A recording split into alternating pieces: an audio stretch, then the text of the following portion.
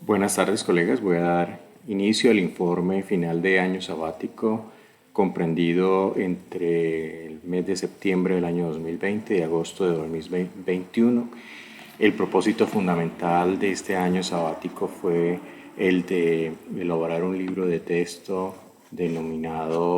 titulado Fundamentos de Mercados de Electricidad. Para la elaboración de este libro, traté de proponerme una estrategia a modo de proyecto en el cual elaboré un cronograma de trabajo con unos productos que debía ir revisando a medida que avanzaba en el año sabático, es decir, los capítulos que iba construyendo, elaborando y pues cada una de las actividades correspondientes. En este caso, para las actividades, una de las principales fue recopilar información y en esa recopilación de información yo consulté libros de referencia, artículos en revistas especializadas, páginas web de empresas de la industria eléctrica, los informes de gestión de las empresas que trabajan en el sector y algunas entrevistas con algunos profesionales que trabajan en la industria.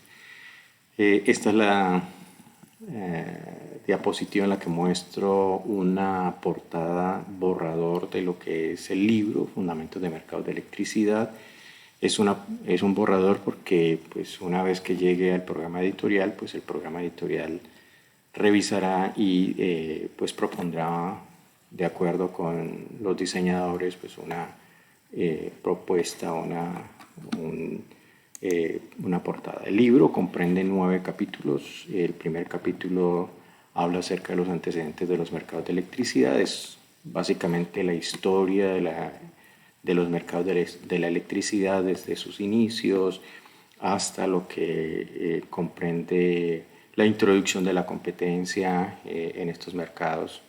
Esa evolución es una evolución que se comparte no solamente con los Estados Unidos, sino con muchos otros países alrededor del mundo, ya que hay referencia a algunos de los fundamentales que creí yo generaban una referencia para lo que es el mercado de electricidad colombiano.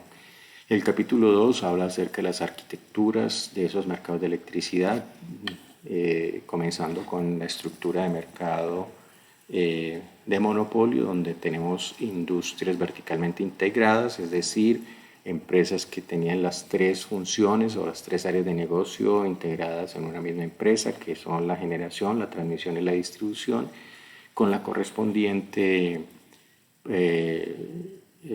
relación contractual con los clientes usuarios del servicio y las diferentes estructuras como la literatura las ha dividido hasta lo que hoy día conocemos como mercados de energía minorista, es decir, donde hay una participación muy activa de los clientes finales del servicio en esta evolución del mercado. En el capítulo 3 introduzco algunos elementos clave de economía que son importantes que cualquiera que participe del mercado de electricidad comprenda, sobre todo cuando se leen los informes de gestión de las empresas y cómo son esos indicadores de valoración de esas empresas. Entonces, en este sentido, este capítulo tiene como objeto brindarle esos conceptos fundamentales a aquellos que no los conocen. Por ejemplo, en el caso de nosotros, como ingenieros electricistas, sabemos mucho de la parte técnica, pero poco de lo que son los elementos financieros que tienen que ver con el mercado de electricidad. Y el objeto de este capítulo es tratar de llenar ese vacío para mostrarles a los ingenieros que pues en el tema de valoración de empresas se deben incluir lo que se refiere a conceptos como CAPEX, como CAPM, como EBITDA, EVA, etcétera, que al final tienen unas implicaciones sobre la operación normal de la industria eléctrica y que además las decisiones técnicas tienen también un impacto sobre la misma. El capítulo 4 es un capítulo dedicado a la descripción de cada una de las áreas de negocio que se reconocen en la industria eléctrica, es decir, la generación, la transmisión, la distribución y la comercialización, y cómo son las estructuras de costos asociadas a cada una de esas áreas de negocio. El capítulo 5, a diferencia del capítulo 3, que trabajaba el tema de los conceptos fundamentales de economía, aquí hablamos de los conceptos fundamentales de electricidad para aquellos lectores que no son del área de ingeniería eléctrica, como pueden ser los ingenieros industriales, los economistas, los administradores de empresa, incluso los abogados que quieran conocer un poco cuáles son los elementos fundamentales de electricidad, y en este capítulo lo que introducimos son precisamente esos detalles como carga eléctrica, como voltaje, como corriente, como potencia, energía, y vamos evolucionando hasta el tema de lo que es el planeamiento de la industria, en este caso planeamiento eléctrico y planeamiento energético, para describir, por ejemplo, cómo son las estrategias de operación técnica de un generador o de una empresa de transmisión o distribución. Y aquí también mostramos algunos de los estudios que se realizan en la industria eléctrica para conocer cómo es su modo de operación. En este caso hablamos de flujo de carga óptimo. Hablamos del despacho económico porque el despacho económico es muy importante cuando hablamos de mercados de electricidad. Ya el despacho económico no se fundamenta en los costos de operación de los generadores, sino en las ofertas que estos hacen al mercado de electricidad. Eso es un poco distinto la concepción a lo que era la aproximación tradicional, el enfoque tradicional. Y también pues hacemos una descripción de lo que es el despacho económico de sistemas hidrotérmicos, que es lo que realmente prevalece en la industria eléctrica colombiana. Tenemos un capítulo 6 que habla de los mecanismos de remuneración de los sistemas de transporte de la energía eléctrica, es decir, la transmisión y la distribución, como dos actividades reguladas que buscan que estas empresas tengan los incentivos apropiados para que mantengan un servicio con calidad que permita acomodar las transacciones de potencia que se realizan entre los generadores y los clientes o usuarios finales del servicio. Estas dos actividades son monopolios naturales y la razón para ello es sencilla.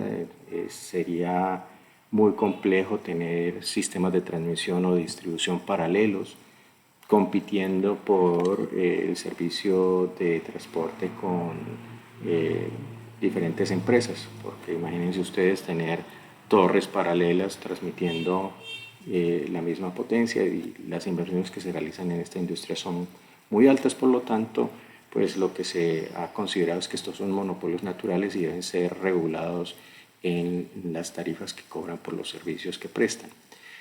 Después del capítulo 6 tenemos un capítulo 7 básicamente relacionado con los fundamentos de gestión de riesgos en la industria eléctrica. La electricidad es un servicio con unas características particulares. Nosotros aquí tenemos que mantener un equilibrio en tiempo real constante entre la potencia generada y la potencia consumida.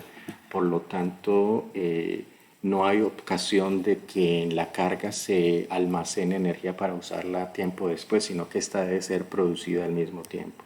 No solamente por tener un equilibrio financiero de oferta y demanda, sino porque tiene un impacto sobre la operación técnica de la red. Recuerden ustedes que cualquier desequilibrio que se cause entre la potencia generada y la potencia demandada genera unas desviaciones de frecuencia, y esas desviaciones de frecuencia eventualmente pueden conducir a la mala operación de algunos de los componentes del sistema de potencia y llevar a un apagón generalizado. Entonces, con esa característica, la definición de los precios de la electricidad es un tema bastante complejo porque hay muchas incertidumbres involucradas. Incluso durante el día nosotros vemos que la carga varía dependiendo de la hora, y dentro de la semana también dependiendo de si es un día hábil, si es un día festivo, si es un día de fin de semana. Entonces todas esas cosas impactan ese equilibrio financiero entre oferta y demanda y por lo tanto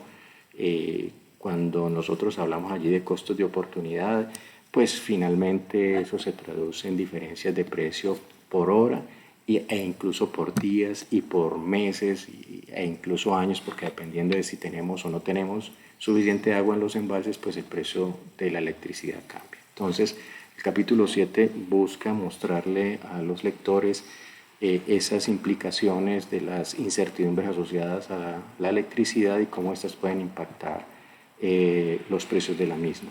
En el capítulo 8 hablamos de las estrategias de negociación de los generadores en el mercado de electricidad. Los generadores tienen una estructura de costos y a partir de esa estructura de costos deben buscar definir cuál va a ser su estrategia de participación en el mercado que les permita recuperar los costos fijos en los que incurren y además mantener unos márgenes de utilidad adecuados para que los inversionistas estén interesados en esta industria. Por lo tanto, de alguna manera tienen que aprovechar las debilidades o las inconvenientes o los fallos que pueda tener el mercado de electricidad o lo que pueda tener la red eléctrica, diferentes cosas que se pueden analizar y pues tratar de aumentar sus ingresos de tal manera que puedan cubrir los costos en los que incurren en su operación diaria.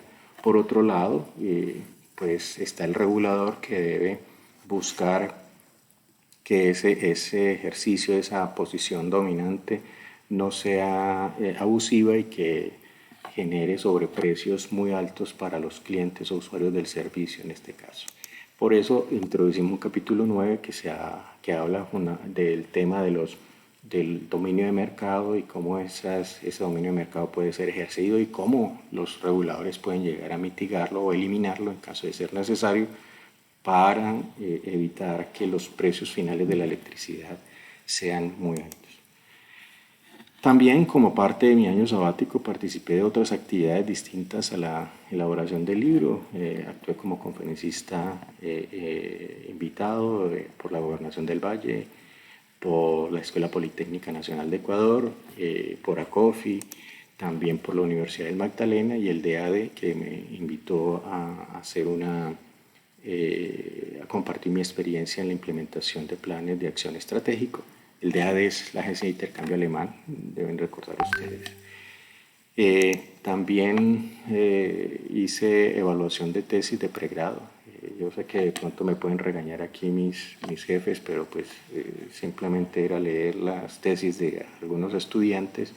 En este caso fueron solamente 2 y logramos ayudarles pues a terminar sus trabajos de grado. Igualmente co-supervisé tesis de doctorado del ingeniero Juan David Mina y del ingeniero Joan Alexander Zapata. Ambas tesis en este momento están terminando. Estas tesis son dirigidas por el profesor Diego Fernando Echeverry y mi persona actuó como codirector.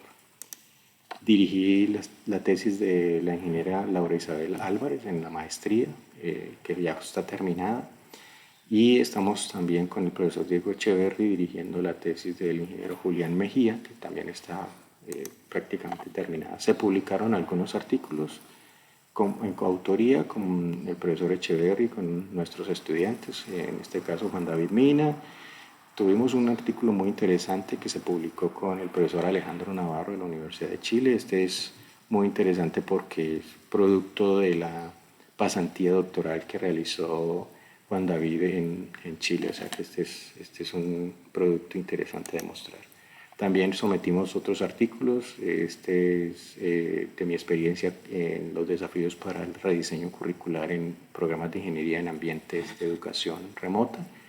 Está en evaluación, está la determinación del consumo base para programas de respuesta de demanda en Colombia, un artículo que se elaboró con Joan Alexander Zapata, el profesor Echeverry y personal de Celsia EPSA, Sandra Ospina y Diego Silva. Estamos también con la ingeniera Laura Álvarez y el profesor Diego Rado de la Universidad del Cauca, sometiendo 2 artículos. Uno de ellos es el Dataset of Distribution Transformer for Predictive Maintenance y el de Machine Learning for Predictive Maintenance Scheduling of Distribution Transformers. Ambos, como ya les decía, están en evaluación. Bueno, este es el trabajo que he realizado durante este año sabático. Si ustedes tienen alguna pregunta, comentario, recomendación, estoy listo para escucharlos. Muchísimas gracias a todos ustedes.